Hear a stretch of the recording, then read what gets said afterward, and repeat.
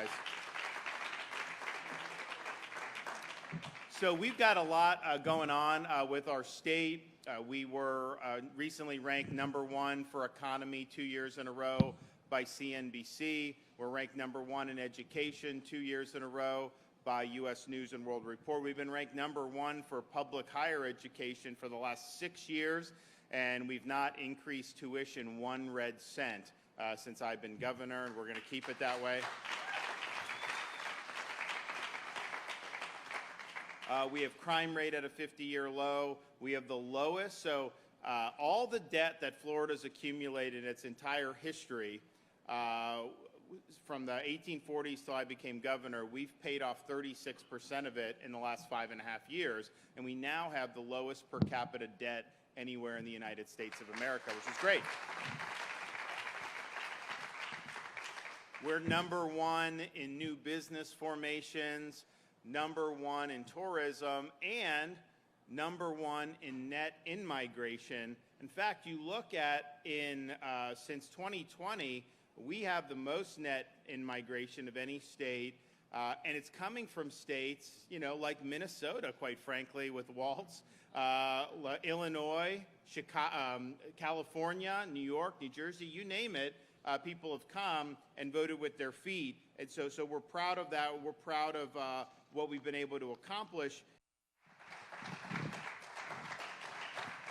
Yet I think what they're doing, and we've seen this be successful in other parts of the country, it's like when you have a venue, that's going to attract people, but then they're having all this other stuff that's there that people are going to want to go and be a part of, and it's really going to be, I think, a place that is going to do a lot of traffic, a lot of business, and it's going to attract a lot of people throughout the community. So I think it's going to be a big, big success.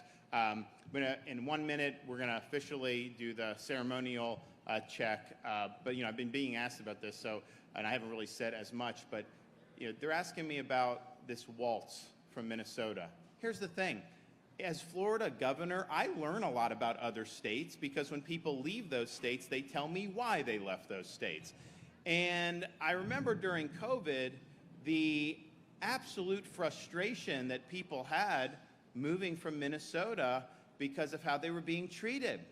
This is a guy that's out there, he's got this line in the stump speech saying, our neighbors can do what they want, mind your own damn business. Fine, then why did you set up a snitch hotline for neighbors to report on their neighbors for violating your draconian COVID restrictions? That's not minding your own damn business, that's government overreach. And he'll talk about, things about, he'll say, we should, make healthcare choices. That's your choice. Fine, great. Then why did you impose a mandate to take an experimental mRNA COVID shot on your people? He did that for all state employees. I don't think it was constitutional. Certainly isn't giving them an option for something that just came on the market. Are you kidding me? I mean, this is just absolutely ridiculous. And then on it goes about the policies that were done that have given them a net decrease in population over the last 3 years. And I really believe that I can cite you the statistics that we're #1 here, #1 there, but just watch how people vote with their feet. Because when people are voting with their feet, that's meaningful. That's telling you something. And if people that have roots in a state are picking up and leaving, and then they're telling people like me why they left, and it was because of those bad policies, then that really, really speaks volumes. So to lose population like that, I think was a huge, huge problem. And so this is something that I've been being told about for many, many years. I never thought it would end up where someone would make the misjudgment of actually putting him on a ticket. But he didn't get as much fanfare as New York and Illinois and California. That's true. There's also just not as many people in those states. But I can tell you the folks, and a lot of them are not in this part of Florida. A lot of them are on the west coast of Florida.